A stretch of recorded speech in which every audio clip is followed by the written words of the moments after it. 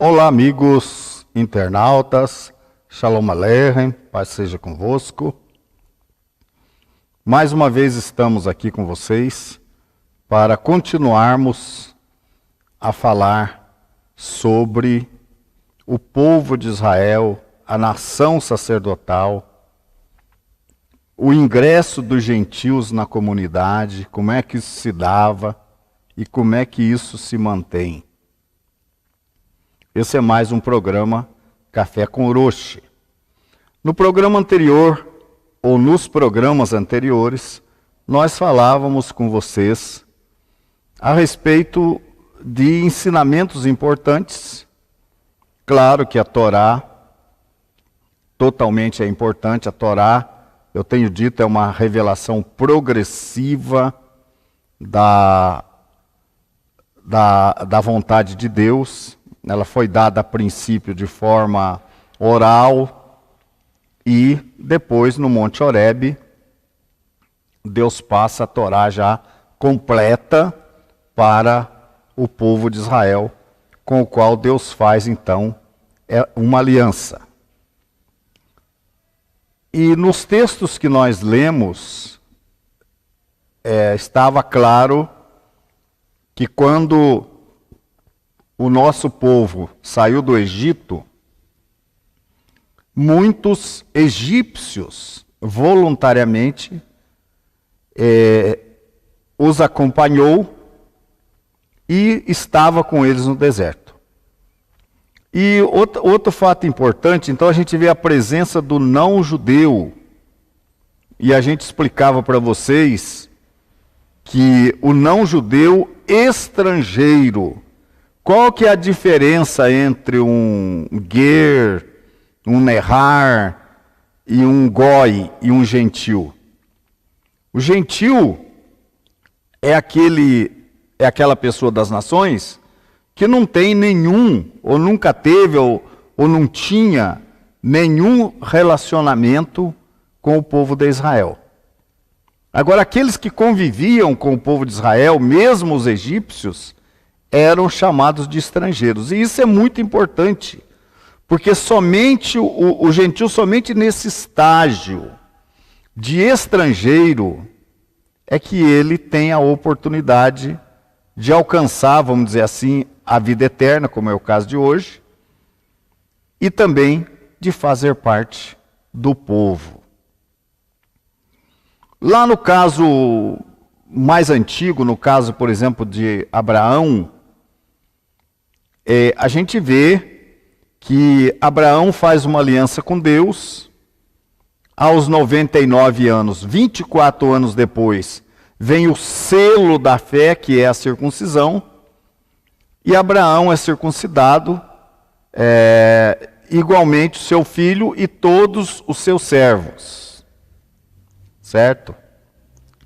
Então aqueles servos de Abraão também eram gentios, mas também tiveram a oportunidade de unir-se a Abraão através daquele pacto.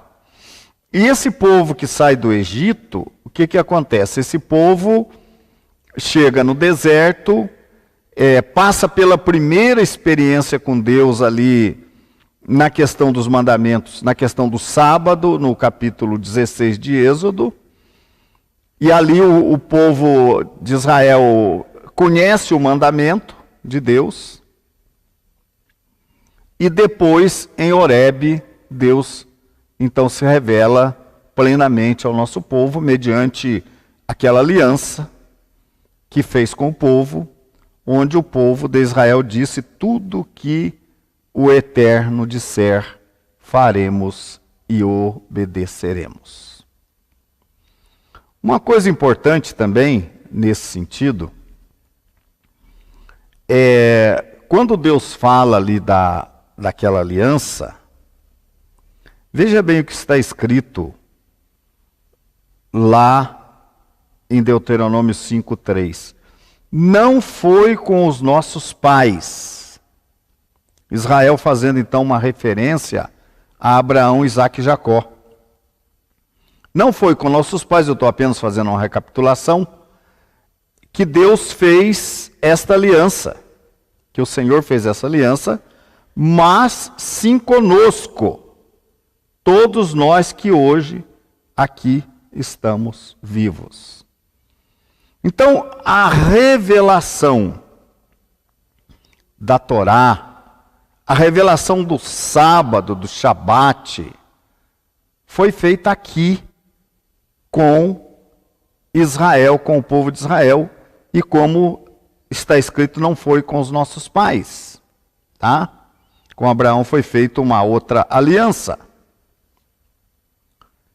E nós temos depois, no capítulo 29 de Deuteronômio, que ele fala: vós estáis hoje todos perante o Senhor vosso Deus, os cabeças de vossas tribos, vossos anciãos e vossos oficiais e todos os homens de Israel, os vossos meninos, as vossas mulheres e o estrangeiro que está no meio do vosso arraial, desde o vosso rachador de lenha até o vosso tirador de água. Então a gente vê aqui a presença do egípcio, do estrangeiro que acompanhou o povo de Israel ali, né? E o versículo 12 fala: para que entres na aliança do Senhor teu Deus e no juramento que hoje o Senhor teu Deus faz contigo. Então, esses estrangeiros também, eles entraram ali naquela aliança. Então, Deus nunca rejeitou o gentil. Nunca deixou o gentil de lado. E nessa recapitulação a gente vai lembrar que no caso lá de Isaías, por exemplo, foi dito que, vamos ver aqui, Isaías, no caso, por exemplo, de Jeremias, depois nós vamos a Isaías, quando Deus fala de fazer uma nova aliança com a casa de Israel e com a casa de Judá, ali não aparece gentios. Não está claro, vamos dizer assim, não está claro naquele texto, quando fala que Deus vai fazer uma nova, ou vai renovar. Essa nova aliança não é que era outra aliança, era a mesma. Só que era a renovação da aliança, feita lá em Horebe. E ali fala com a casa de Israel e com a casa de Judá. Nós vamos ver que em Isaías 56, quando fala do estrangeiro, é muito importante, fala do sábado, lembrando então que o sábado foi dado como um sinal de identificação entre Deus e o seu povo. O sábado não é sinal para as nações, até porque as nações não têm o Deus de Israel por Deus, muito embora alguns digam até que tem, que servem o Deus de Israel, mas não servem, porque não conhecem a sua lei, não tem a sua lei no coração, não tem a Torá no coração, não tem conhecimento dos mandamentos de Deus. Então, como é que pode estar servindo o Deus de Israel se não tem conhecimento desse Deus? Então, Isaías 56, falando do estrangeiro, no versículo 6 diz assim: aos estrangeiros que se chegam ao Senhor. Então você vê novamente frisando que não é o gentil que não tem nenhum conhecimento, que não tem nenhuma proximidade. Estrangeiro é todo gentil que tem proximidade com o povo, que tem uma certa convivência com o povo de Israel. Esse estrangeiro é que vai se achegar ao Senhor. Aos estrangeiros que se chegam ao Senhor para o servirem e para amarem o nome do Senhor, sendo desse modo servos seus, sim, todos os que guardam o sábado, não o profanando, e abraçam a minha aliança. Então, não basta o estrangeiro dizer, ou o gentil que muitas vezes diz que serve a Deus, ele tem que abraçar essa aliança, essa mesma aliança que Deus fez com Israel. Ele tem que abraçar essa aliança. E essa aliança é o cumprimento da Torá. Porque é isso que está lá em Jeremias 31 a 34 e em Romanos na carta aos Hebreus, capítulo 8. É a renovação daquela mesma aliança, com a colocação da Torá, da minha Torá, da Torati, nos corações daqueles que abraçassem. Então, o estrangeiro tem que abraçar a aliança. Aí depois ele fala que não diga o estrangeiro, não diga, de todo me apartará o Senhor do seu povo. Por que ele diz isso? Está aqui no primeiro versículo, no versículo 3. Não fale o estrangeiro que se houver chegado ao Senhor, dizendo, o Senhor com efeito me separará do seu povo. Veja bem, o estrangeiro, o gentil convertido, o gentil que vive o processo de conversão, que é o estrangeiro, ele não pode pensar que ele vai ser apartado do povo. Então não existe, eu explicava, não existe uma igreja gentílica, formada só de gentios. Nunca existiu uma comunidade, um povo formado só de gentios. Isso nunca existiu. Nem lá no passado, nem no período pós-Yeshua, nunca existirá um povo apartado do povo de Israel. E nem no Olam Rabá, ou nos dias do Mashiach, no reino vindouro. Gentil não se apartará do povo. Nós cantamos todos os sábados, que mit Sion tetsetorá, porque de Sião sairá a lei, e a palavra do Senhor de Jerusalém. Então, as nações se unirão ao povo de Israel no reino vindouro. Então, o gentil não se separa do povo. E, ao fazer parte do povo, então, o sábado é correto esse gentil guardar o sábado. O que não tem nenhum sentido. Veja bem, eu não sou contra aquele que não é chegado ao povo de Israel, que não tem esse link com o povo de Israel. Eu não sou contra ele guardar o sábado. Ele cumprir certas leis alimentares, muito embora ele não as cumpra corretamente, nós vamos ver daqui a pouco. Mas o que eu quero dizer é que não tem nenhum sentido ele cumprir. Então tem aí umas poucas, no meio do universo de religiões, que não guardam o sábado, tem algumas que guardam, achando que estão agradando a Deus, que é um sinal entre Deus, e não é. O Shabat é um sinal entre Deus e o seu povo, e as leis de alimentação também são específicas do povo de Israel. E não tem nenhum sentido aquele que esteja vivendo uma religião guardar o sábado e não comer certo tipo de comida se ele não tiver nenhum link com o povo de Israel. Porque isso aí é um sinal específico entre Deus e Israel. Então, com isso nós vimos então que não é possível um estrangeiro ficar fora do povo. Nesse texto de Isaías mesmo, no 56 de Isaías, versículo 8, diz o seguinte: assim diz o Senhor Deus que congrega os dispersos de Israel. Ainda congregarei outros aos que já se acham reunidos. Quem são esses outros que Deus prometeu congregar com o seu povo aos que já estão reunidos? Nós vamos ver. Obviamente, essa é uma profecia falando já dos tempos da nova aliança, dos tempos de Yeshua. Vamos continuar Nós vamos agora fazer menção rapidamente de alguns textos. Por exemplo, Yeshua falou: ainda tenho outras ovelhas que não são deste aprisco. A mim me convém conduzi-las, e elas ouvirão a minha voz, e haverá um rebanho e um pastor.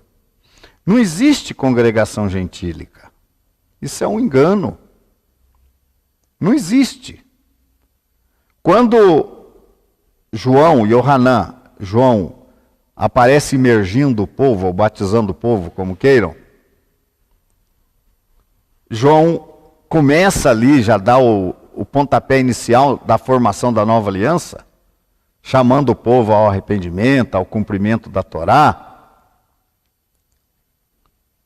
Ali estava se formando a comunidade da nova aliança, que nós vamos ver, interessante, em Atos 15, como é que os apóstolos chamam essa nova comunidade que estava se estabelecendo, que era uma comunidade judaica, não era uma outra comunidade.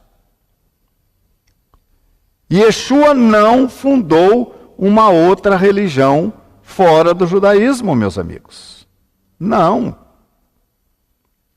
Ele deu continuidade. Mas é uma comunidade formada por israelitas arrependidos, sinceros e voltados para Deus. É isso que é a comunidade de Yeshua.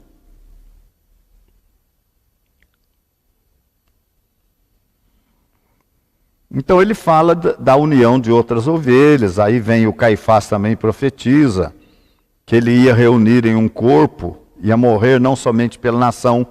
Olha só, um sumo sacerdote profetizando isso, que alguém ia morrer pela nação. Ó. Vós nada sabeis, nem considerais que vos convém que morra um homem pelo povo, e não venha perecer toda a nação. Muita gente fala que ninguém pode morrer pelo outro, mas está aqui. Caifás falando que isso podia acontecer. E aí, na sequência, no versículo 51 de João capítulo 11, ele fala, mas não somente pela nação, mas também para reunir em um corpo. Veja que a congregação de Yeshua foi chamada de corpo. Um corpo e muitos membros. E Caifás fala isso, para reunir em um corpo os filhos de Deus que andam dispersos.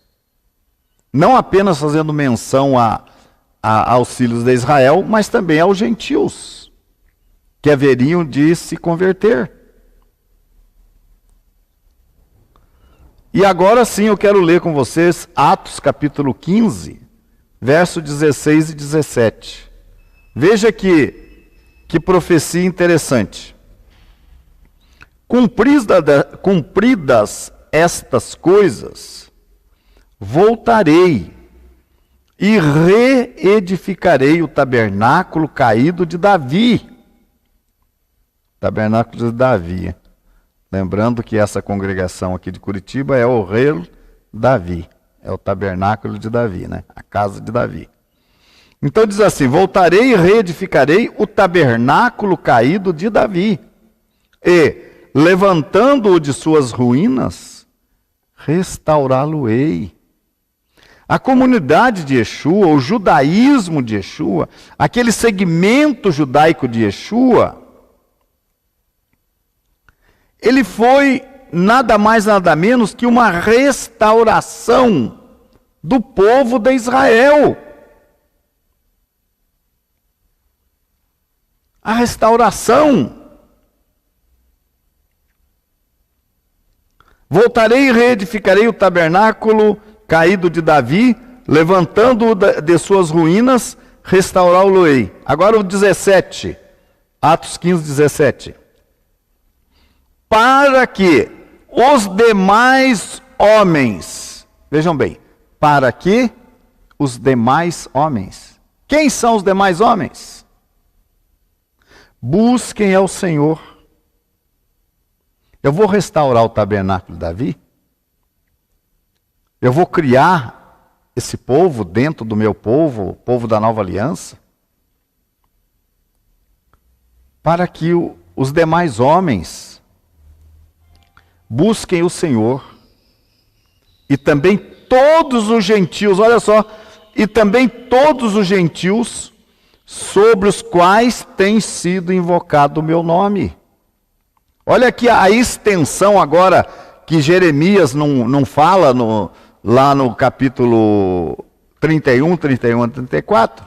Olha aqui, mencionado aqui, que dentro desse tabernáculo restaurado, haveria um espaço para os gentios que estavam invocando o nome do Eterno. Então, não tem uma igreja gentílica, tá? Esses gentios seriam incorporados nesse tabernáculo restaurado, que é a comunidade Yeshua. Atos 15, verso 16 e 17. João capítulo 2, verso 2 diz assim: e ele, Yeshua, é a propiciação pelos pecados, e não somente pelos nossos próprios, mas ainda pelos do mundo inteiro. Então, não é à toa que a gente vai encontrar que o gentil, que não há diferença mais na palavra dos apóstolos entre judeu e gentil convertido. Não há mais diferença, porque ambos são justificados pelo sacrifício de Yeshua. São justificados pela fé, porque você veja bem que mesmo os judeus que guardavam Torá, eles creram em Yeshua.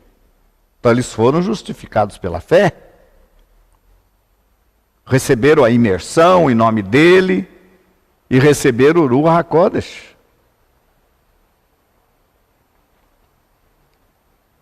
Olha, é muito importante essas coisas. Nós vamos ver o que mais que nós vamos acrescentar aqui para vocês hoje. No capítulo, um capítulo importante é o capítulo 15 de Atos, que fala nós vamos ver aqui, que fala de que alguns judeus queriam circuncidar os gentios, no caso, por exemplo, dos Gálatas. Queria que esses gentios fossem circuncidados já no início da conversão. E é isso que muita gente não entende. Muita gente lê o livro de Gálatas, vai contra a circuncisão física, exatamente por não entenderem o assunto. O tema lá em Gálatas, lá na Galácia, era que alguns judeus, e nós vamos ver aqui, o capítulo 15, verso 1 diz: alguns indivíduos que desceram da Judéia ensinavam os irmãos: se não vos circuncidardes segundo o costume de Moisés, não podereis ser salvos. Veja bem, esses ensinamentos não eram dados pelos apóstolos, eram dados por alguns indivíduos que entravam ali, que estavam ali infiltrados no meio da comunidade da congregação de Yeshua na Galácia. Eu vou ler o 24 aqui para vocês verem, que vai dar mais alguns detalhes. Visto sabermos que alguns que saíram de entre nós, olha, veja bem que esses judeus que estavam tentando implantar a circuncisão no início da conversão, no início, eram ou se tratavam também de alguns judeus que estavam no meio dos apóstolos. O verso diz: visto sabermos que alguns que saíram de entre nós sem nenhuma autorização, vos tem perturbado com palavras, transtornando-vos, ou transtornando a vossa alma. Agora, esses judeus aqui, eles estavam certos? Não, eles estavam errados. Por que eu posso dizer que estavam errados? Porque, veja bem, o que acontecia quando um gentil começava o processo de conversão?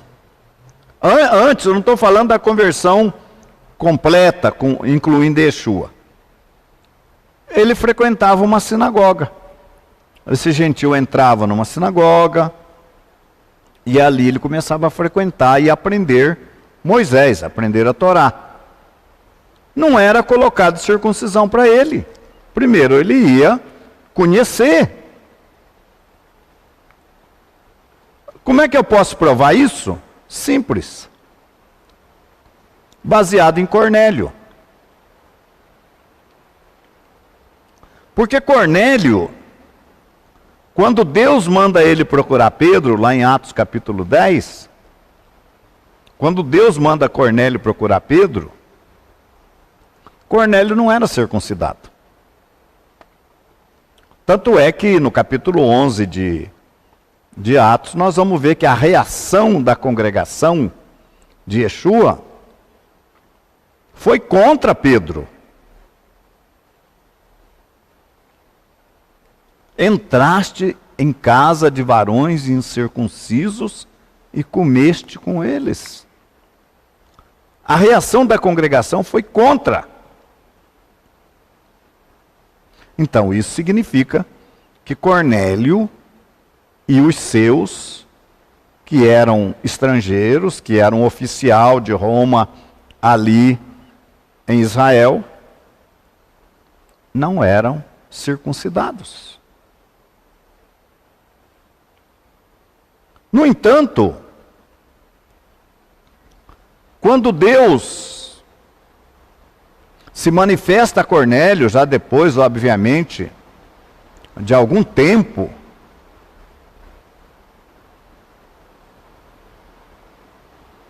o que é dito? As tuas orações chegaram a Deus, foram ouvidas, as tuas esmolas.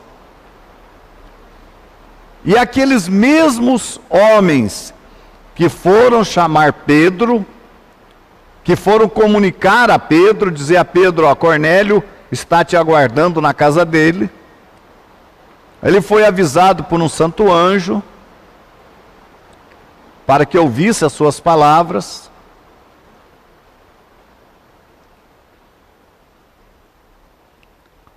Cornélio é um justo. É um tzadik. Tzadik. E o que é um tzadik?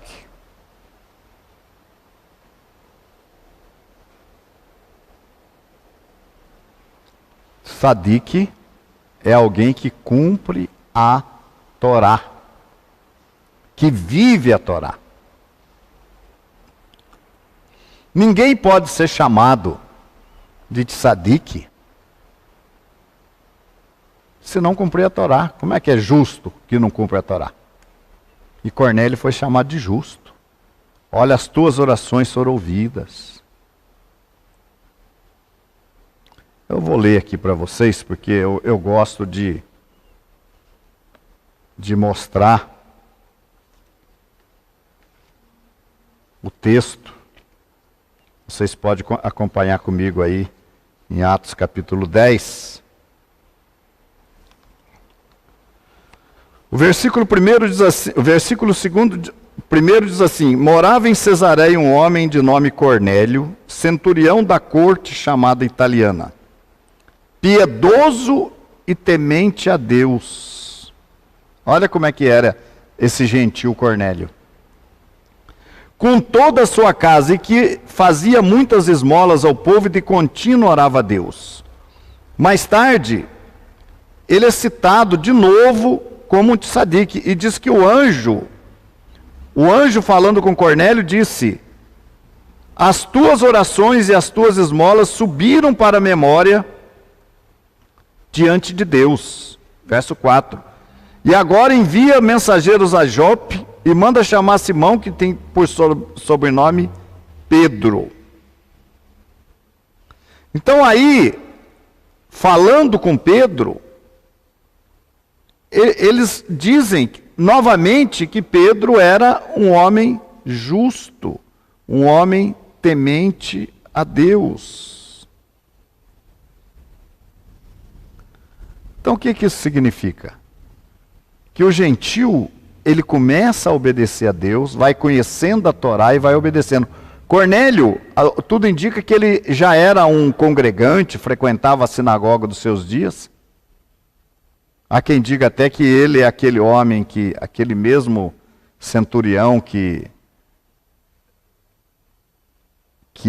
teve alguém curado por Yeshua e que foi dito que ele havia construído a sinagoga. Então Cornélio era um seguidor da Torá. Quando ele chegou nesse ponto de justo,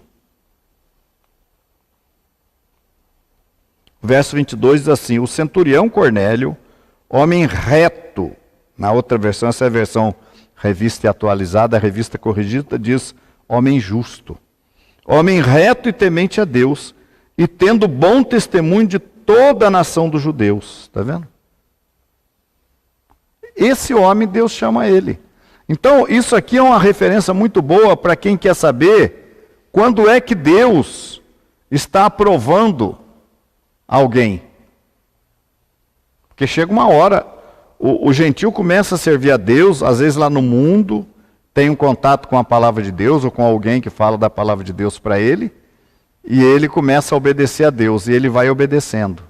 E aí ele vai queimando etapas, vai lendo a Bíblia, e Deus vai tocando no coração dele. Ele não tem urua nele, habitando nele, porque ele ainda não está pronto, preparado. Mas ele vai ouvindo a voz de Deus e vai obedecendo a Deus cada vez mais. De repente ele se vê obrigado até a mudar de segmento religioso. Ele está em um, mas ele percebe que aquele movimento que ele está já não está mais atendendo o cumprimento da palavra, e ele não quer parar de obedecer a Deus. Ele muda para um outro segmento religioso, e lá, agora encontrei, e ele, de repente, naquele segmento também, ele vai chegar num ponto que ele vai ver que falta alguma coisa,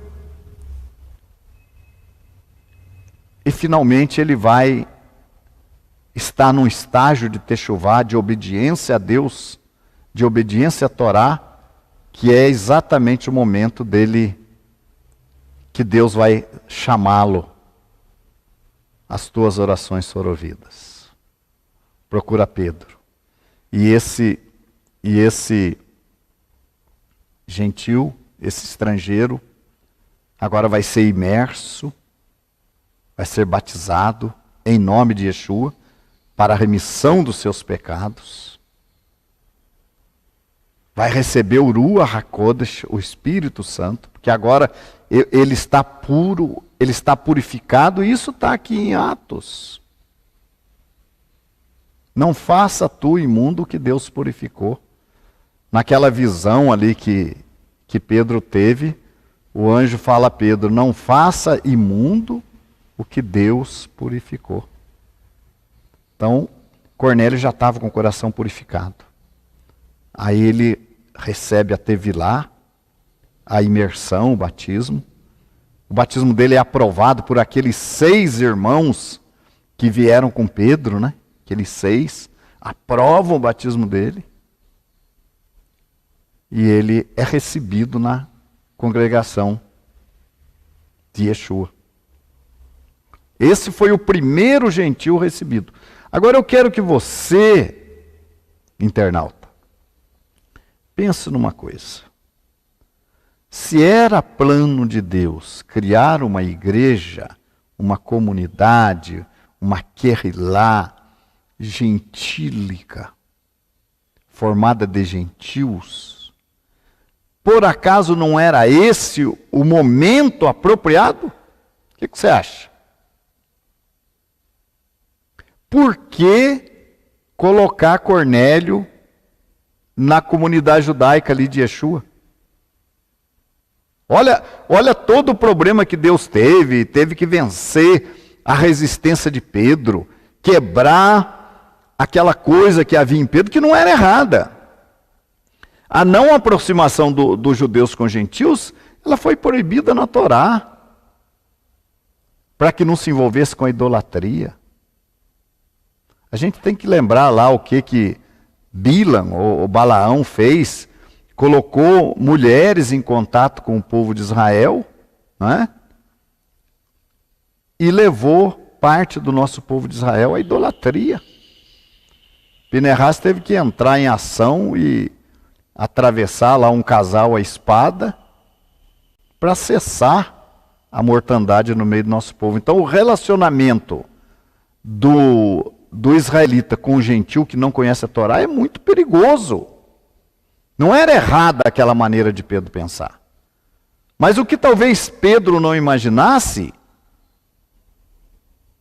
é que agora era o tempo dos gentios, da comunidade gentílica, se achegar a Deus. E que havia homens justos também, já entre os gentios. Homens que estavam preparados.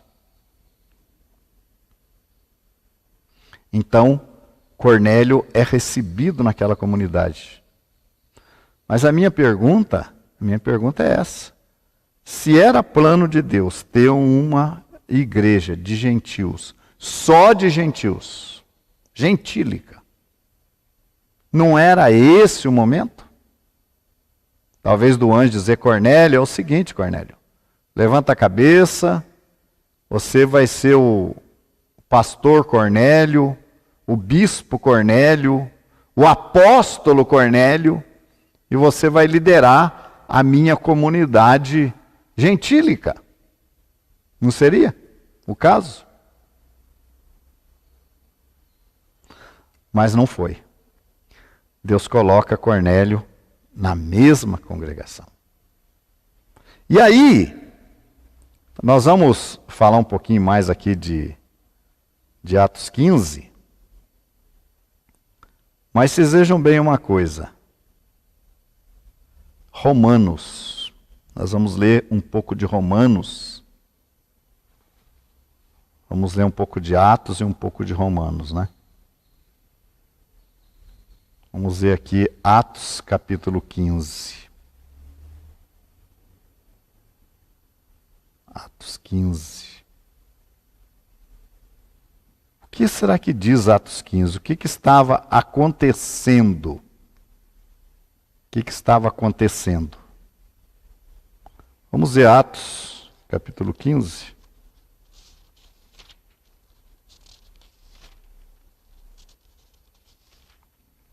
Os apóstolos se reuniram em Jerusalém. Vamos ver aqui. Atos capítulo 15, você pode abrir aí conosco.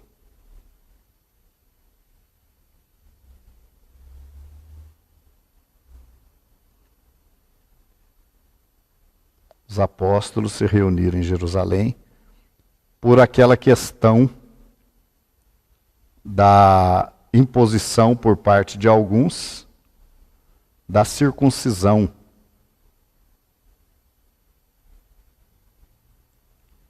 Lá na Galácia.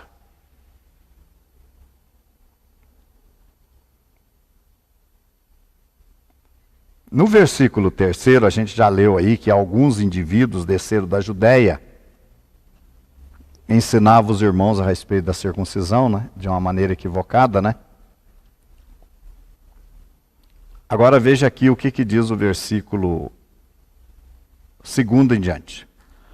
Tendo havido da parte de Paulo e Barnabé contenda e não pequena discussão com eles, resolveram que esses dois e alguns outros dentre eles subissem a Jerusalém aos apóstolos e presbíteros com respeito a esta questão. Enviados, pois, e até certo ponto acompanhados pela congregação, atravessaram as províncias da Fenícia, Samaria, chegando e narrando a conversão dos gentios, causaram grande alegria aos irmãos. Tendo eles chegado a Jerusalém, verso 4, 15 e 4, foram bem recebidos pela Querrilá, pela congregação, pelos apóstolos, pelos zaquenim, pelos presbíteros, e relataram tudo o que Deus fizera com eles. Insurgiram-se, entretanto, alguns da seita dos fariseus, que haviam crido, é o que eu falei no começo, né? Dizendo, é necessário circuncidá-los e determinar-lhes que observem a lei de Moisés. Então se reuniram os apóstolos e os presbíteros, os zaquenim, para examinar a questão. E havendo grande debate, Pedro tomou a palavra e lhes disse, irmãos, vós sabeis que desde muito tempo Deus me escolheu dentre vós, para que, por meu intermédio, ouvissem os gentios a palavra do evangelho e crescem. Então Pedro aqui, eu acho até interessante que, a princípio, realmente foi Pedro, né, que fez esse primeiro contato com a comunidade gentílica. Foi um trabalho feito por Pedro, né? Então Pedro fala isso, que Deus começou a fazer o trabalho por meio dele. Um outro detalhe importante é a ideia de reunir em Jerusalém os apóstolos, os zaquenim, os presbíteros, os anciãos, para discutir a matéria. Isso é uma coisa muito importante, eu sempre falo em nosso programa, que a nossa comunidade não é dirigida por um só. Isso é muito importante. Salomão já dizia que na multidão de conselheiros há sabedoria. Então, ninguém quis decidir nada sozinho. A gente nunca deve querer decidir as coisas sozinho. Tomar um caminho, tomar um rumo, achar que é de um jeito e toma aquele caminho. A gente já viu, inclusive na nossa época agora, recentemente, há alguns anos atrás, alguém nos deixou. Imediatamente, o próximo passo dele foi dizer que Yeshua não ressuscitou, que Yeshua não ascendeu aos céus. Ressuscitou sim, mas não ascendeu aos céus. Alguém veio e falou isso. Então que Yeshua estaria escondido, né, que ele desapareceu de cena, ressuscitou, desapareceu de cena e estava oculto aos olhos da humanidade. Isso foi no primeiro estágio. É negar Yeshua isso aí, porque negar que Yeshua subiu aos céus, é negar que ele é nosso sumo sacerdote, que ele é nosso mediador, que ele está à direita do Pai intercedendo por nós, é negar tudo isso, já é negar Yeshua. Negar Yeshua não é apenas dizer que não crê em Yeshua, é negar o trabalho dele. Num segundo ponto, essa pessoa começou a negar a morte de Yeshua. Começou a negar a morte de Yeshua no madeiro. Não, ele não morreu. Ele apenas teve lá uma perda de sentidos, uma aparente morte. Foi dado como morto lá no madeiro. E levaram ele, sepultaram ele, mas num determinado momento lá dentro daquela sepultura, ele acordou, voltou, ele não tinha morrido na verdade, e ele saiu dali e foi tocar a vida dele, foi ser um homem comum, um justo, um tzadik, mas viver a vida dele comum lá fora. E é assim que esse homem que nos deixou crê até os dias de hoje. Portanto, nega Yeshua, né? Yeshua que não ressuscitou, que não morreu, não morreu naquele sacrifício, e que não ressuscitou. O que seria Yeshua então? Não é o Messias, obviamente. Então não adianta querer ficar no meio do caminho e dizer, não, a gente crê sim em Yeshua. Não crê. Isso é resultado de uma comunidade que é dirigida por uma pessoa só. Lá no Rio de Janeiro, alguém também começou com muita empolgação lá, voltando muito para para o judaísmo místico, para o Talmud, para tantas coisas, no fim negou Yeshua também. Yeshua não é o Messias. Eu acompanhei isso tudo, porque eu já tenho mais de 50 anos de fé, de ministério, então eu acompanhei essas histórias todas. Mas como é que nós funcionamos? Com um conselho de líderes. Então qualquer assunto que nós temos, qualquer novidade, reunimos o conselho de líderes, a princípio o Beit Din, que é um grupo menor de líderes, dos líderes mais antigos, analisamos esse assunto e depois levamos esse assunto para um conselho de líderes, onde ele é estudado. E foi o que aconteceu em Jerusalém. Paulo e outros apóstolos, e Barnabé, foram para Jerusalém para discutir esse negócio que alguns dos fariseus ali, que haviam se unido à congregação, que depois deixaram, estavam ali querendo implantar a circuncisão no início da conversão dos gentios. E como eu disse, a prova está com Cornélio. Que Cornélio já estava no topo da conversão, no cumprimento pleno da Torá, e não era circuncidado. E isso fecha com o pai Abraão, que começou a servir a Deus com 75 anos, foi declarado um tzadik, um homem que servia a Deus. No entanto, somente aos 99 anos, 24 anos depois, é que Abraão foi circuncidado. E Paulo chama essa circuncisão de Abraão de o selo da fé. Então esses judeus que estavam ali na Galácia querendo circuncidar os gentios estavam errados. Eles estavam querendo exercer um certo domínio sobre os gentios. Tem alguns judeus que gostam disso, de querer exercer um domínio sobre os gentios. E então eles estavam querendo isso aí, mas isso aí não era real nem nas próprias sinagogas, onde os gentios primeiro estudavam por muito tempo a Torá, para depois passarem pelo processo de conversão. Então Paulo se reúne com os demais apóstolos em Jerusalém, com o propósito, e os aqueninhos, os anciãos, para examinar a questão. Isso é um detalhe importante.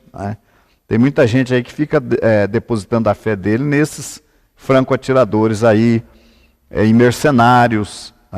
Uma pessoa só está tomando a direção da vida dele, e essa pessoa mais tarde vai deixá-lo na mão, porque o mercenário ele não tem compromisso com você. O mercenário ele vai dizer, não, você está me seguindo porque você quer, eu não tenho nada a ver com você. Não tem nenhuma responsabilidade. Então tem muita gente que vai atrás dos líderes de internet, vai procurar na internet, mas fulano falou isso na internet, e ele vai atrás. Mas aquele que é sábio não, vai procurar realmente uma instituição de credibilidade, com homens de responsabilidade, tementes a Deus, e vai ouvir esses homens, porque na multidão de conselheiros há segurança.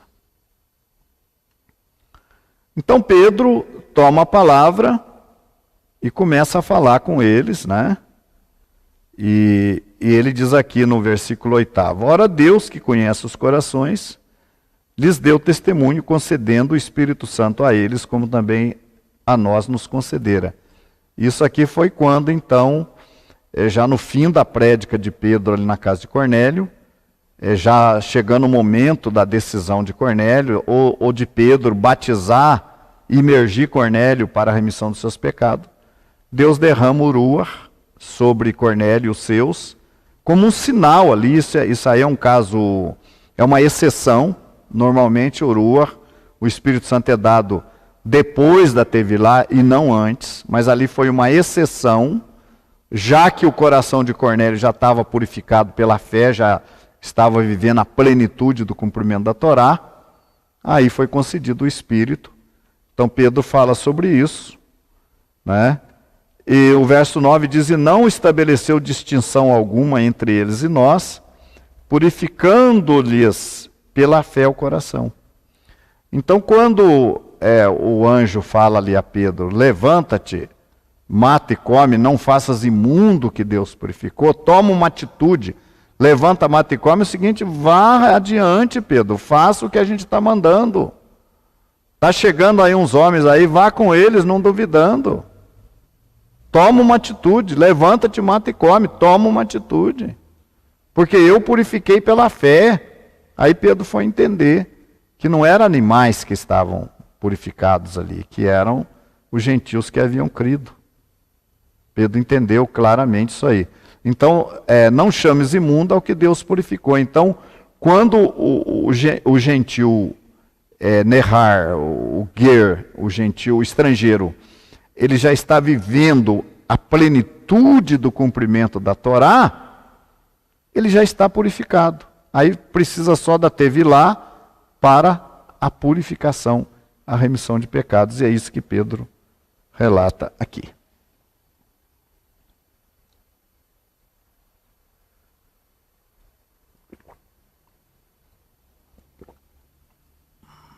Então, Pedro continua, dizendo então que Deus não faz mais nenhuma distinção. Você vê ali que entre os animais limpos e imundos ali, Deus falou, mata e come, então Deus não fez distinção ali, mas aquilo ali é só naquela visão. Na verdade, os animais imundos continuam. Senão Deus não podia nem ter usado uma visão daquela se ele tivesse purificado animal, né? Se ele usou os animais na visão é porque havia distinção entre um e outro. Mas Pedro não viu mais distinção quando ele viu que Cornélio era um homem que cumpria a Torá, um tzadik, então ele não viu mais nenhuma distinção, né?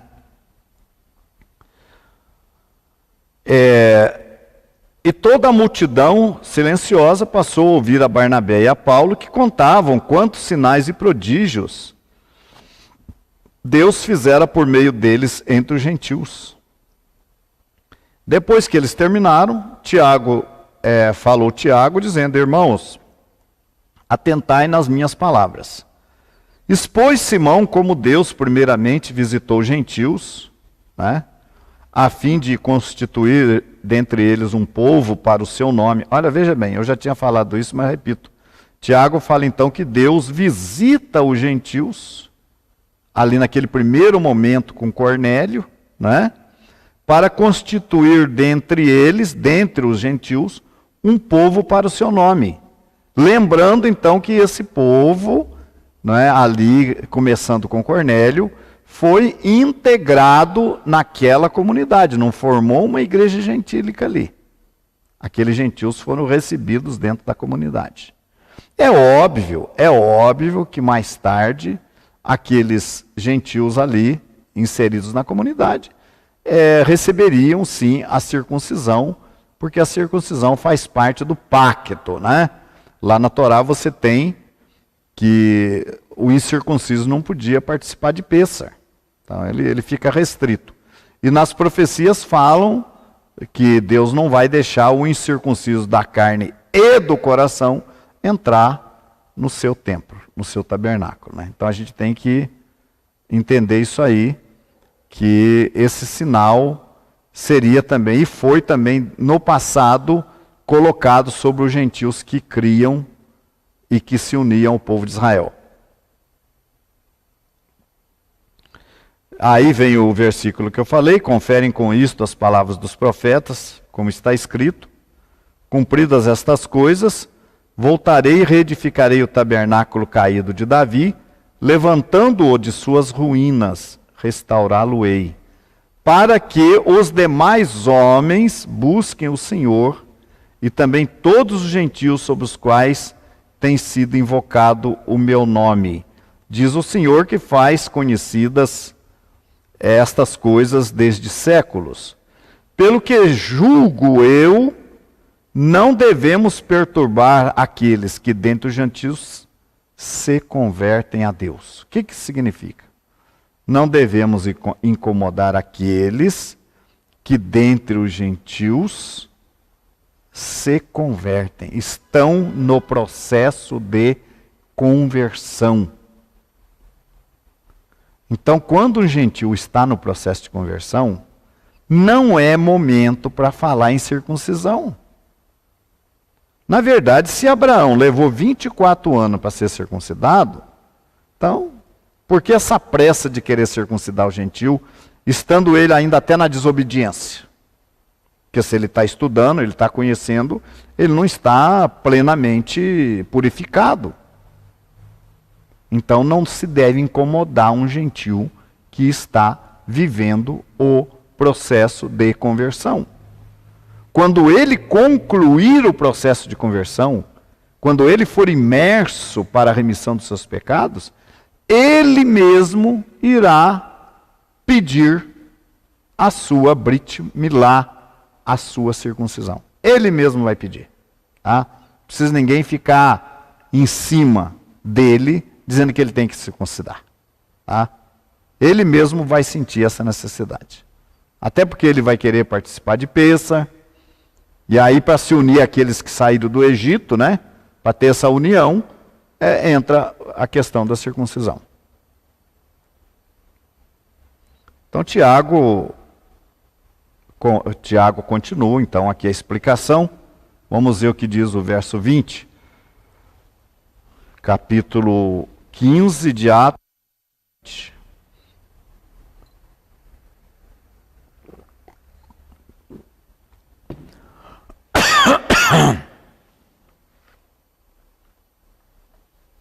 Desculpem. Pelo que julgo eu, não devemos perturbar aqueles que dentre os gentios se convertem a Deus, mas escrever-lhes, preste atenção, meu amigo, mas escrever-lhes que se abstenham das contaminações dos ídolos, bem como das relações sexuais ilícitas, da carne de animais sufocados e do sangue. Olha, esses 4 pontos devem ser ensinados para o estrangeiro, o gentio estrangeiro, que está começando o processo de conversão. Talvez até antes dele começar a guardar o Shabat. Se ele está guardando o Shabat dentro do processo de conversão, é o que eu falei, é válido para Deus. Mas talvez até antes ele entender que ele tem que cumprir estes 4 mandamentos de Atos 15, verso 20. Que se abstenham das contaminações dos ídolos, e aí envolve uma série de coisas. Idolatria não é só você ajoelhar diante de um ídolo, não é só isso. Mas você praticar ensinamentos idólatras, ensinamentos pagãos, é idolatria. Nosso povo de Israel falava de Bilam. O que aconteceu? Começou a se envolver com as mulheres pagãs, e na sequência se envolveram com a idolatria. Então, não é simplesmente, eu não me ajoelho diante de ídolo, que significa que você está fora da idolatria. Você tem que abandonar todos os vínculos religiosos idólatras que você tiver. Todos eles. Abster-se das contaminações dos ídolos, bem como das relações sexuais ilícitas, da carne de animais sufocados e do sangue. E continua, porque Moisés tem em cada cidade, naquele tempo, né? Hoje não tem mais. Moisés tem em cada cidade, desde os tempos antigos, os que o pregam na sinagoga. Isso aqui é Torá, gente. Se o gentio tiver que aprender a Torá, ele tem que aprender na sinagoga, onde se ensina a Torá. É por isso que eu disse que era uma contradição daqueles judeus da Galácia querer circuncidar os gentios que não tinham conhecimento da Torá. Isso era um erro. Era apenas uma carnalidade da parte deles.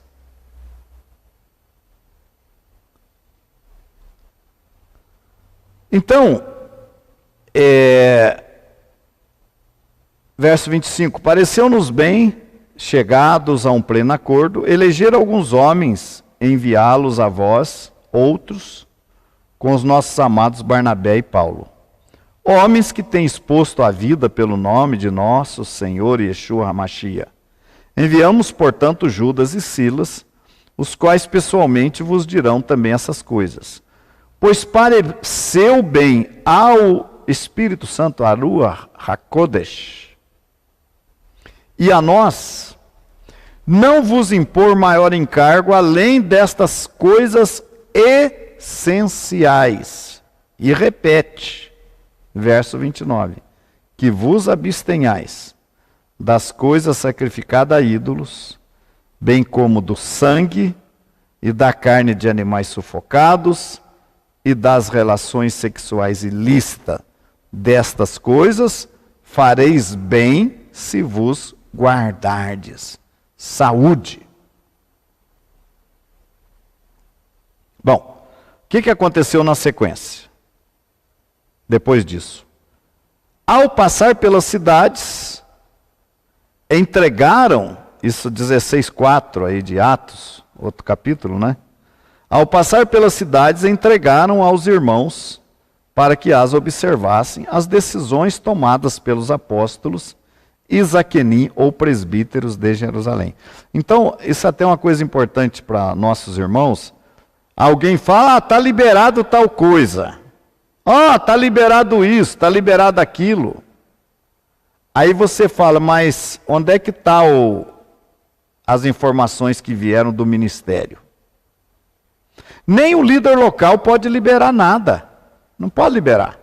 Tem que vir desse conselho.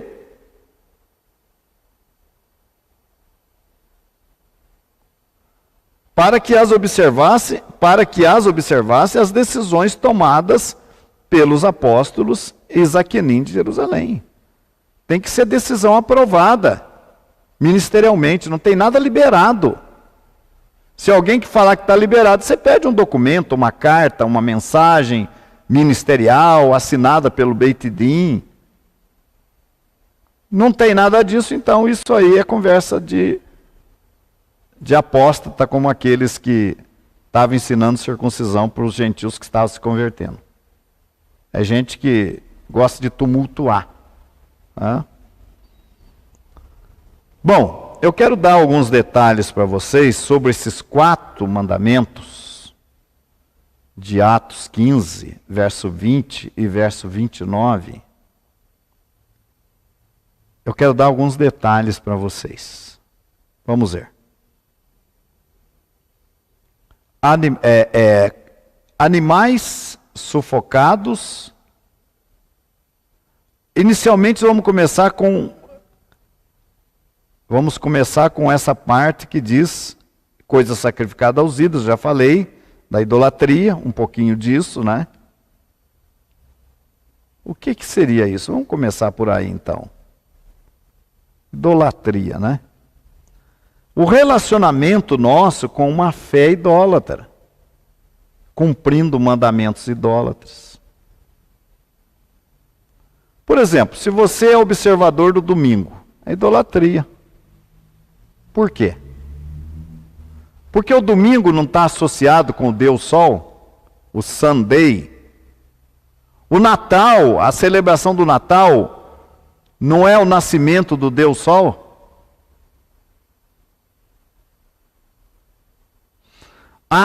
O dogma da Trindade, dizendo que Deus são 3 pessoas, ou é 3 pessoas. Então isso são ensinamentos associados à idolatria. Então se você acredita em imortalidade da alma, o homem morre, mas está vivo por aí, muito embora alguns segmentos judaicos que absorveram isso do paganismo, assimilaram, esse é o termo, a imortalidade da alma, assimilaram a reencarnação. Isso é idolatria. Então, se abster da idolatria significa se abster dessas crenças. Não é só, eu não me ajoelho mais diante de um ídolo. Não é só isso. Não é só isso. O envolvimento seu com a idolatria. E outra vez ouvi uma voz do céu que dizia, 18:4 de Apocalipse, sai dela, povo meu. Deixar também esses ambientes idólatras, esses movimentos idólatras, envolvidos com a idolatria. Eu estou falando com quem está querendo viver um processo de conversão. Quem está satisfeito aonde está, isso é problema de cada um. Eu não respondo pela alma de ninguém. Eu respondo por aqueles que nos procuram, que querem a verdade, aí eu tenho que ensinar o certo. Agora, quem não quer, eu não tenho nada a ver com isso. Então, se você quer, é com você que a gente está falando. Apocalipse 2:20, mas tenho contra ti o tolerares que Jezabel, mulher que se diz profetiza, ensine e engane os meus servos, para que se prostituam e comam do sacrifício da idolatria. Olha aí, tenho contra ti o tolerares Jezabel. Será que você não está tolerando Jezabel? Você não está compactuado com Jezabel? Fazendo com que as pessoas comam do sacrifício da idolatria, se prostituam com os ídolos, isso é muito aquela ideia lá do Bilã e do Balaque lá, que envolveram os pagãos com os judeus e acabaram se prostituindo e se envolvendo com a idolatria. Apocalipse 2,14, uma das poucas coisas que tenho contra ti, porque tens lá os que seguem a doutrina de Balaão, está aí, ó, o qual ensinava Balaque a lançar tropeços diante dos filhos de Israel, para que comessem dos sacrifícios da idolatria e se prostituíssem. Relações sexuais ilícitas. Então, se abster da idolatria, se abster da relação sexual ilícita, não é apenas a prostituição e o adultério que é uma relação sexual ilícita. Muita gente pensa assim, não, relação sexual ilícita é prostituição, é você sendo solteiro, se envolver sem o casamento, fora do casamento com sexo, isso é prostituição. Ou se envolver com a mulher casada, com o homem casado, que é adultério. Mas não é só isso que é relação sexual ilícita. Não é só isso. Olha aqui. Não te chegarás à mulher para lhe descobrir a nudez durante a sua menstruação. Então isso aqui também é uma relação sexual ilícita grave. O homem se envolver com a mulher no período menstrual da mulher. É grave tanto para o homem quanto para a mulher. Isso é proibido para o gentil estrangeiro que está começando o processo de conversão. Então, em vez de mandar ele fazer circuncisão, tem que ensinar ele esses primeiros passos. Esse é Levítico 20:19. Vamos ver o 18. Levítico 20:18.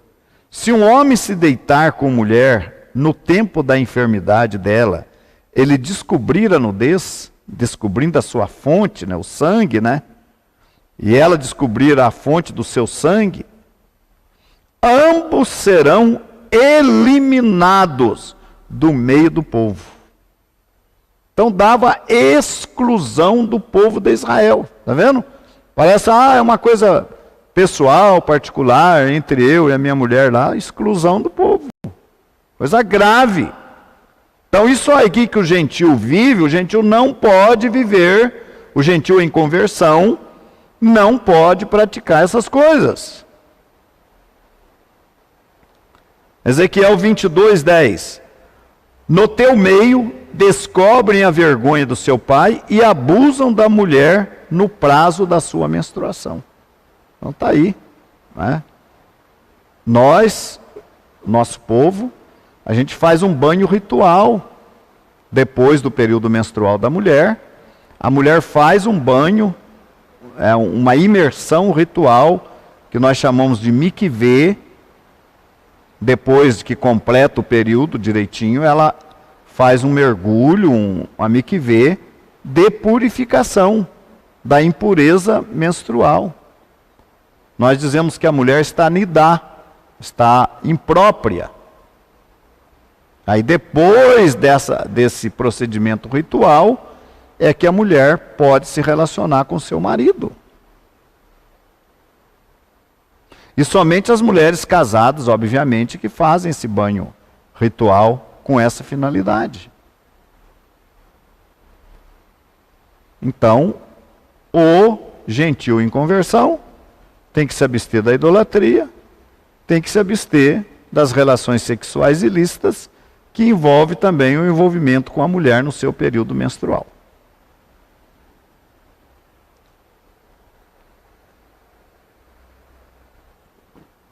Vamos a mais um dos 4 pontos, então. Mais um dos 4 pontos. Não comer carne sufocada. Qual é a definição para carne sufocada? Carne sufocada é do animal que foi morto sem sangrar. Então, o animal que morreu por si, o animal que foi acidentado, o caminhão bateu no animal lá, matou. Ou caiu de um barranco, morreu. Esse animal morreu sufocado, o sangue não saiu. Tá? Também está proibido. Animal dilacerado ou sufocado. Os gentios podem praticar isso? Eles podem, porque eles não servem o Deus que você está servindo. Eles podem comer, mas você não. Eles podem trabalhar no Shabat, porque eles não se identificam com o Deus verdadeiro que criou o céu e a terra. Mas você que está vivendo o processo de conversão, você já vai aprender também que não pode mais trabalhar no Shabat. Você que está no processo contínuo, no processo de techuvá, de conversão. Ah, eu estou numa comunidade que guarda o sábado, mas só isso. Cumpre Torá? Não. A lei cerimonial, não, a gente não cumpre. Está perdendo seu tempo. Está cumprindo o mandamento desnecessariamente, porque não adianta nada. Se você está, ainda que você esteja num lugar desse, mas você está avançando no processo de techuvá, está obedecendo mais, aí vale a pena, aí é aceito por Deus. Entenderam?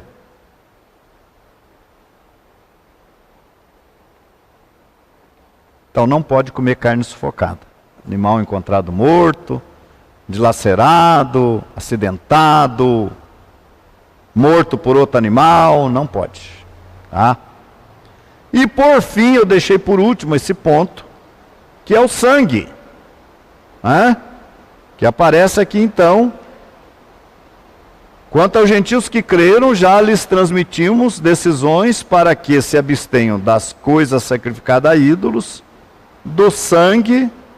O sangue está aqui em segundo lugar, nós vamos falar por último. Da carne de animais sufocados e das relações sexuais ilícitas. Vamos falar aqui então do sangue agora, né?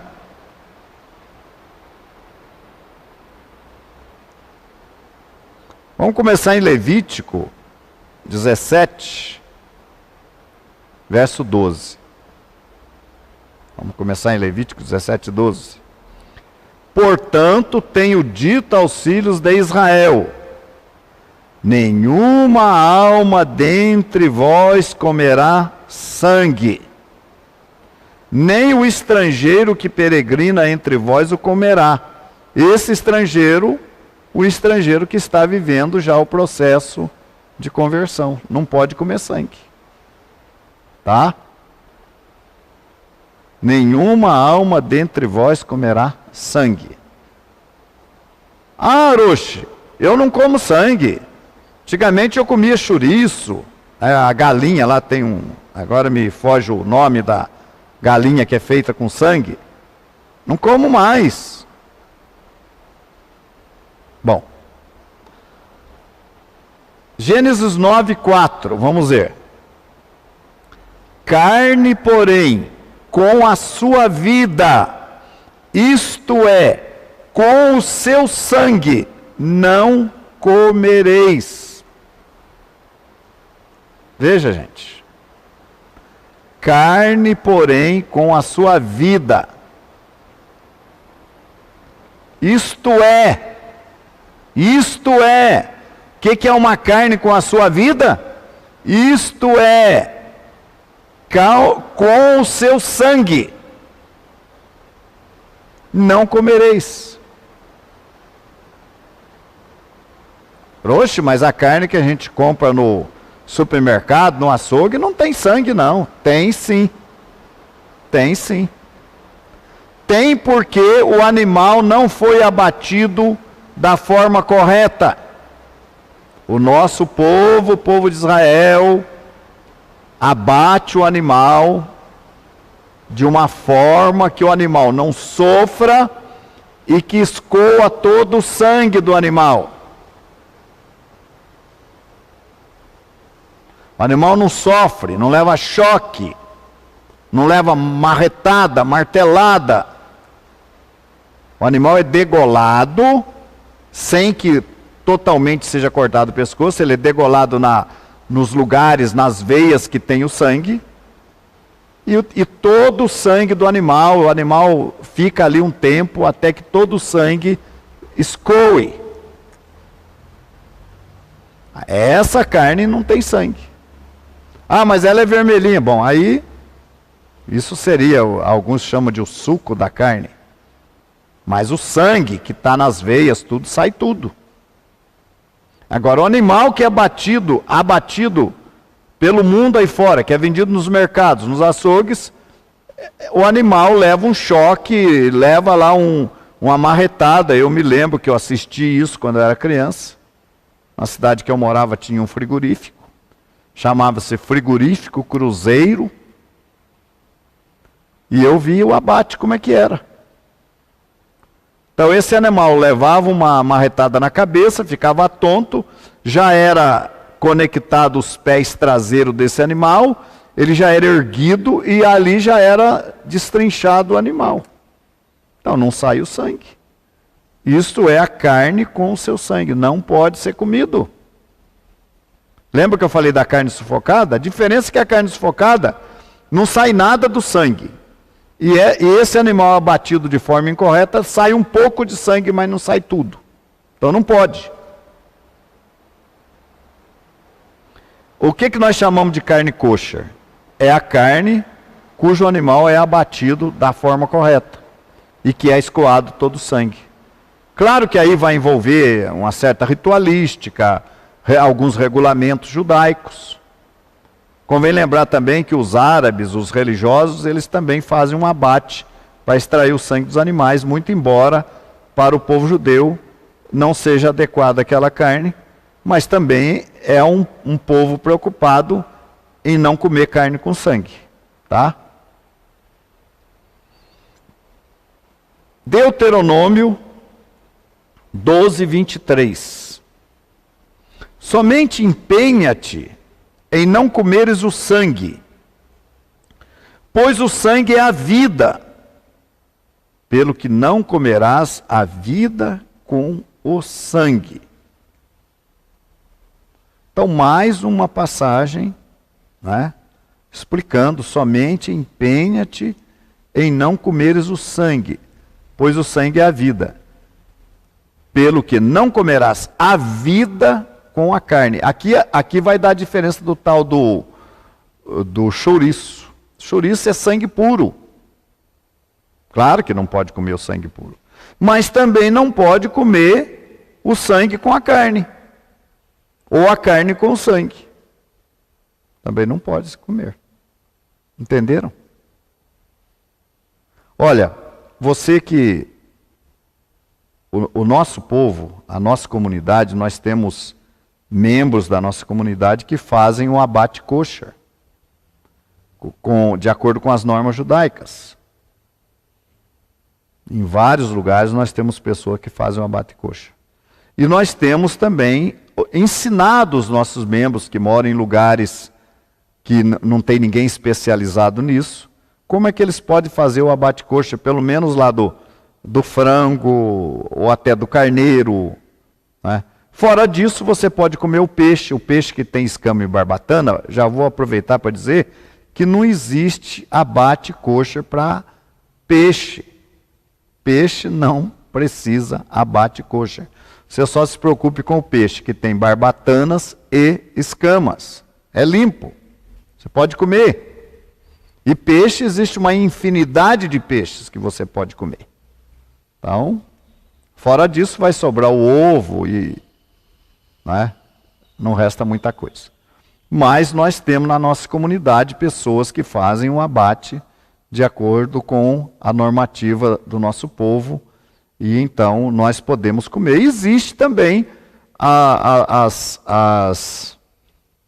os fornecedores de carne kosher do nosso povo judeu, como a Living, enfim, outras que também nós conhecemos em São Paulo, me fala agora o nome, que vende lá em São Paulo, por exemplo, você vai poder adquirir a carne kosher diretamente com o nosso povo, e quem está próximo do nosso povo também pode entrar em contato conosco e obter informações. Hoje nós temos Lorena, nós temos Sombrio, Santa Catarina, nós temos Vacaria, no Rio Grande do Sul, nós temos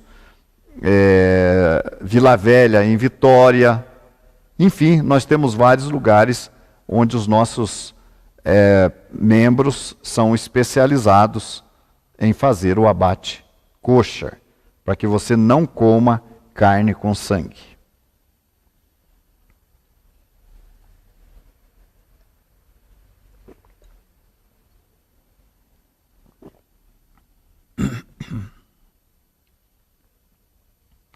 Agora eu quero ler com vocês Levítico 7:27, que dá um esclarecimento importante. Lembra que eu falei da relação sexual ilícita, e eu falei da relação com a mulher no período menstrual, que aquilo dava exclusão do povo?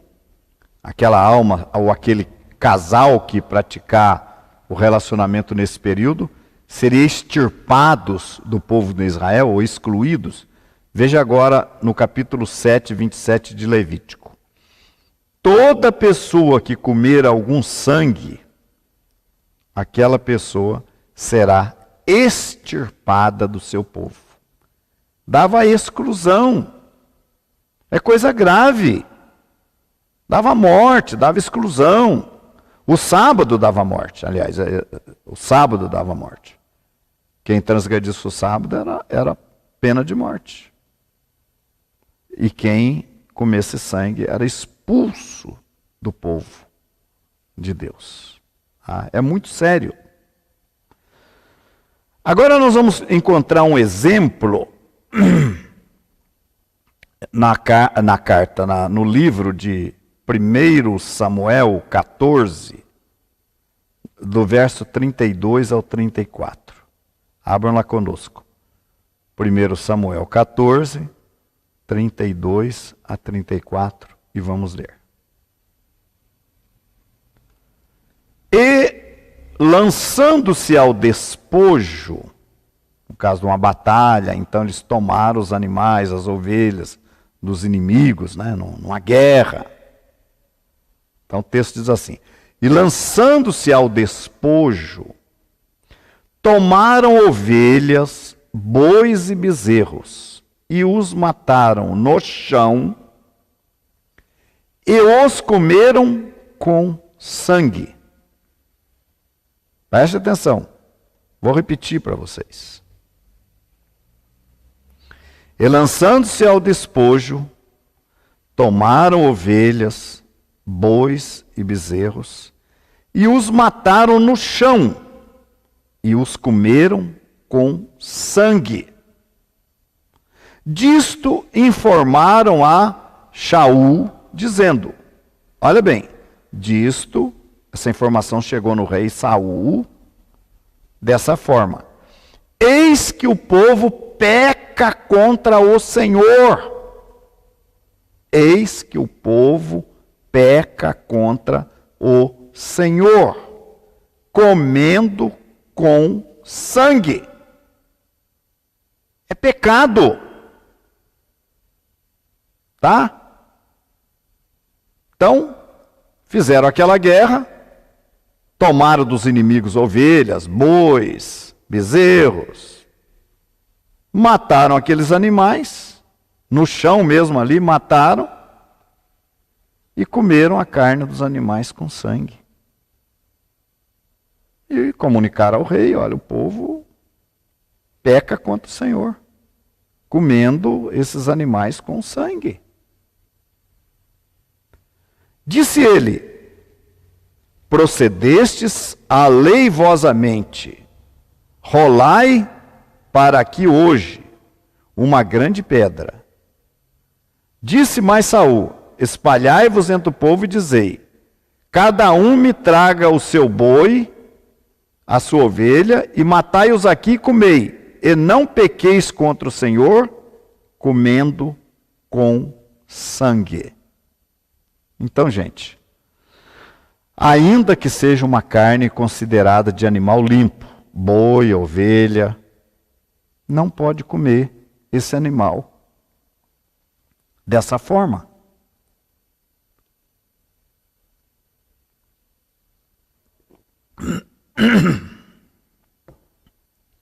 Você não pode comer o animal abatido dessa maneira. Consequentemente, você não pode ir lá no supermercado, comprar uma bandejinha de carne, ou ir lá no açougue comprar uma carne que não foi abatida da forma correta. Porque aí você está pecando contra o Senhor. Então esses são os 4 mandamentos que devem ser cumpridos pelos estrangeiros gentios que estão começando o processo de conversão. Então, quanta gente, vocês vão dizer aí, vamos olhar para essa outra câmera agora, quanta gente que acha que está obedecendo a Deus. Não, é só os 4 mandamentos de Atos 15, mas você cumpre? Você cumpre os 4 mandamentos de Atos 15? Ah, do jeito que está explicado aí não. Então, meu amigo, nem os 4 mandamentos de Atos 15 você cumpre. Já pensou? Você não cumpre. Eu não sei como é que as pessoas pensam que estão agradando a Deus. Ah, mas eu estou orando, mas eu estou pedindo. Olha, Yeshua falou, em vão me adoram, ensinando doutrinas que são mandamento de homens. Quando nós adoramos a Deus, mas fazemos as coisas contra a vontade de Deus, ignoramos a Deus, o nosso culto, a nossa adoração é em vão. Se teu irmão pecar contra ti, você descobriu que o teu irmão pecou contra ti, ou se o teu irmão tem alguma coisa contra você, ele tem uma coisa contra mim. Então, não vá adorar a Deus, não. Não vai entregar a tua oferta, não. Vai primeiro reconciliar com o teu irmão. Foi isso que Yeshua falou. Reconcilia primeiro com o teu irmão, acerta com ele, fica bem com ele, e depois vem e apresenta a tua oferta. Porque essa tua oferta não vai ser aceita, meu amigo. Sinto muito. Não é aceita. Em vão me adoram. Nós podemos estar adorando a Deus em vão. Quando nós não respeitamos a palavra de Deus. Tá? Você pode fazer um louvor bonito, uma adoração bonita, como eu tenho visto por aí.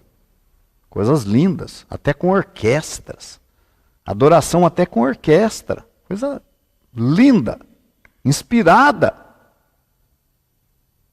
Mas na desobediência. Na desobediência a Deus. Transgredindo esses mandamentos aqui, ó. Olha só, acaba transgredindo tudo, porque, ó, coisa sacrificada a ídolos, idolatria, envolvido com a série de ensinamentos pagãos. Sangue, comendo carne com sangue. Sufocado, animal encontrado morto, ou alguém bateu, acidentou com o carro, você come.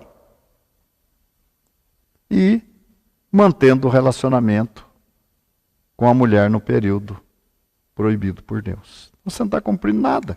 Nem esses 4 preceitos você não está cumprindo. Vocês sabiam que, segundo a tradição judaica, quando num lugar querem construir uma sinagoga, precisam de uma sinagoga para estudar a Torá, a primeira preocupação do povo judeu é construir uma mikve, ou esse tanque para fazer a imersão, para a purificação das pessoas, sabia? Porque é mais importante purificar as pessoas do que as pessoas se reunirem numa sinagoga bonita para adorar a Deus, tudo estando impuro. A mulher cumpre os dias, não faz a mikvê, porque não tem a mikvê ou porque eles não conhecem isso. E eu chamo a atenção aqui desses irmãos que já são estrangeiros, que já convivem dentro de uma congregação, muitas vezes messiânica, mas que não cumprem também esses mandamentos aqui. Não cumpre Torá e não cumpre nem esses 4 mandamentos. E estão, obviamente, enganados, achando que estão salvos por Yeshua, estão, como diz em inglês, crafted, estão enxertados na oliveira. Enxertado nada, meu querido. Como é que você está enxertado se você está transgredindo Torá? Se nem esses 4 mandamentos você não cumpre, como é que você está enxertado? É muito sério. É como eu disse para vocês, a minha obrigação é ensinar o certo. Eu não sou responsável por quem não está cumprindo Torá. Eu sou responsável por aquele povo que Deus tem colocado sob minha responsabilidade. Sobre esse eu respondo. Por esses eu respondo. Agora, você deve tomar a sua decisão. Se você é um gentil, estrangeiro, se aproximou de uma comunidade judaica com o objetivo de melhor servir a Deus ali, melhor cumprir Torá, e é dito para você, você é gentil, você não precisa cumprir Torá, você toma cuidado que você está sendo enganado.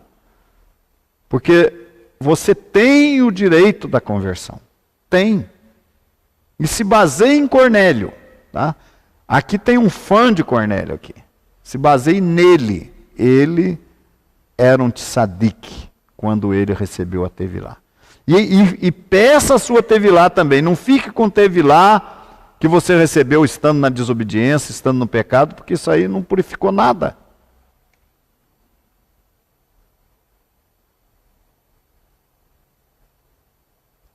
Olha aí, então, o nosso tempo já está se esgotando, mas eu quero ler com vocês alguns versículos também. Aqui no primeiro livro de Reis, 1 Reis, capítulo 8, 41 a 43, veja bem que coisa interessante diz aqui. Salomão, quando ele faz ali a dedicação do templo a Deus, ele faz uma oração pelo nosso povo, que está em terra remota, na diáspora. Fala até que se o nosso povo estiver na diáspora e orar a Deus, ouve dos céus a sua oração, perdoa o seu pecado. Então tem gente que fala que o povo é perdoado por causa disso. Não, não, não. Isso aqui significa que o povo de Deus na diáspora, quando ele se arrepender e tal, ele vai abraçar Yeshua. A única maneira de salvação é através de Yeshua. Romanos 11, Paulo fala que quando se cumprir o tempo, a plenitude dos gentios, então todo o restante de Israel será salvo. Então Israel, enquanto que nação, povo, precisa de Yeshua para se salvar. Hoje, individualmente, qualquer um pode abraçar Yeshua, não precisa deixar a sinagoga, é só tomar conhecimento e aceitar Yeshua, aceitar a justiça de Deus e obter o perdão dos seus pecados e crer no Mashiach. E crer em Yeshua. Você já alcança a salvação. Individualmente. Agora, como povo, é só depois que completar a plenitude dos gentios que Paulo fala aos Romanos no capítulo 11.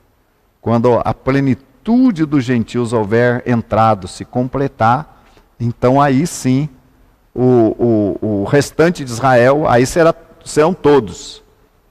Como nação, aí sim, serão salvos. É preciso aceitar Yeshua.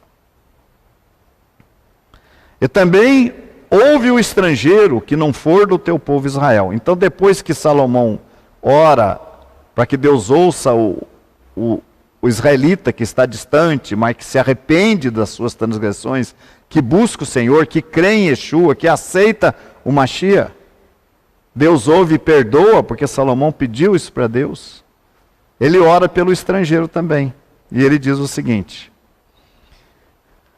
e também ouve o estrangeiro que não for do teu povo Israel, porém vier de terras remotas, por amor do teu nome. Porque ouvirão do teu grande nome, da tua mão forte e do teu braço estendido, que vier e orar a esta casa. Então o estrangeiro, de um lugar distante, terra remota, lê a Bíblia, ouve falar do Deus de Israel, aí eu vou em Jerusalém. E hoje acontece muito isso. Quantas caravanas de pessoas vão a Jerusalém, vão a Israel, visitar a Terra Santa, e aí vão lá no muro, levam os seus pedidos de oração, encaixam lá na fenda do muro, né? E olha, Salomão orou por essas pessoas, e ele falou: quando o estrangeiro vier de terras remotas, que não for do teu povo Israel, mas que vier aqui, porque eles vão ouvir do teu nome. Ouve tu nos céus, assento da tua habitação, e faze conforme tudo o que o estrangeiro a ti clamar, a fim de que todos os povos da terra conheçam o teu nome, para te temerem como o teu povo de Israel, e para saberem que o teu nome é invocado sobre esta casa que tenho edificado. Isso aí é repetido também em Crônicas, segundo livro de Crônicas 6, 32 e 33. Então está aqui, ó. Deus ouve o estrangeiro, que se chega lá. Quantas pessoas, depois que visitam Jerusalém, entram para o processo de techuvá? Agora não pode ficar parado. Se você, meu amigo, pastor, líder religioso, está amando Israel, foi em Israel, fez um contato com Israel, é um estrangeiro hoje. Você está no processo, mas você para, não adianta nada, você tem que continuar o processo de techuvá. E outra, está preocupado com o seu povo? Faça a sua techuvá, a sua conversão, da sua família, a sua da sua família. Depois você vai trabalhar com o seu povo. Mas não perca tempo, não fique parado, porque é muita coisa para se aprender. E você não pode perder tempo, porque há uma promessa para você, estrangeiro. Mas tem que se juntar ao povo. Temos que nos unir ao povo. Então não existe uma igreja gentílica, uma congregação gentílica. Tá? Então o que aconteceu? João Batista vem, começa a congregação de Yeshua. Dia de Pentecostes, ali cerca de 3.000 israelitas da diáspora recebe a Tevilá, se arrepende, recebe a Tevilá, recebe o Ruach HaKodesh, voltam para suas cidades, para suas sinagogas de origem. Lá eles serão testemunhas de Yeshua lá dentro das suas sinagogas. E aquela congregação ali de Jerusalém se fortalece, cresce, os sacerdotes começam a vir para aquela congregação. Depois vem os gentios, vem Cornélio, Tzadik Cornélio entra para a congregação, os demais gentios começam a se unir à congregação de Yeshua, aquele segmento, ao tabernáculo de Davi restaurado, que é assim que é chamado por Tiago, em Atos 15. E aquela congregação, ela vai caminhando como um segmento judaico até o 4º século. É claro que com a morte dos apóstolos, a apostasia começou a entrar de maneira gradativa. Quem sabe em determinadas, querrilote, congregações. apostasia começou a entrar aos poucos. mas era mantida a fé judaica ainda. E a fé judaica,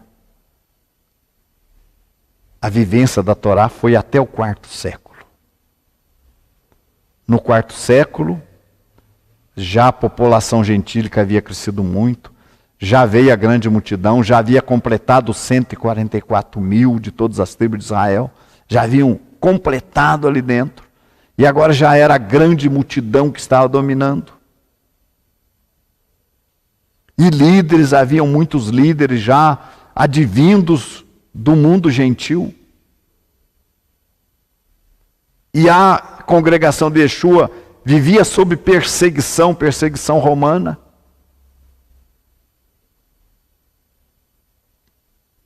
E então,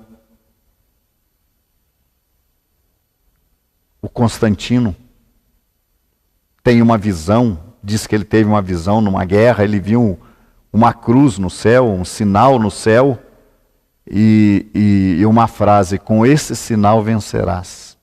Constantino. Aí ele entendeu que aquilo ali era o cristianismo.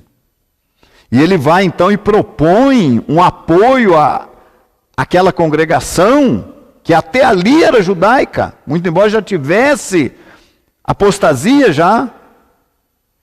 Ele propõe ali um apoio, dar poderes aos bispos, aos líderes daquela congregação, desde que fosse banido daquela congregação tudo que era judaico, a começar pelo sábado.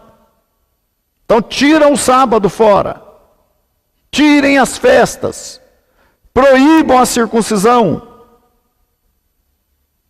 tirem tudo do judaísmo, porque vocês vão ter que se unir aos pagãos, então essas coisas vão atrapalhar, vai ficar difícil para os pagãos entender a religião que eu, o imperador Constantino, estou aprovando. E ali os líderes da então congregação fizeram aquele acordo com Roma. E a parte fiel, a parte que não aceitou, passou a ser perseguida. É a mulher que vai para o deserto. E aquela parte que apostatou cresceu e se tornou grande no mundo cristão. E o cristianismo veio depois, veio a reforma protestante, que não reformou muita coisa, pouca coisa, mas que continuou fiel aos ensinos romanos aprendidos de Roma. Mas até ali, até o 4º século, a congregação era judaica. Gentios entravam, passavam pelo processo, se tornavam parte do povo de Israel. E é isso, meu amigo, que você precisa fazer. Se unir ao povo, para que a sua obediência, para que o sábado que você guarda, para que a alimentação correta que você pratica, para que as festas que você celebra tenham validade diante de Deus, você precisa estar unido ao nosso povo. Shalom, paz seja convosco. Espero vocês na próxima oportunidade de estarmos juntos. Sejam bem-vindos e tenham uma boa semana. Shalom, shalom.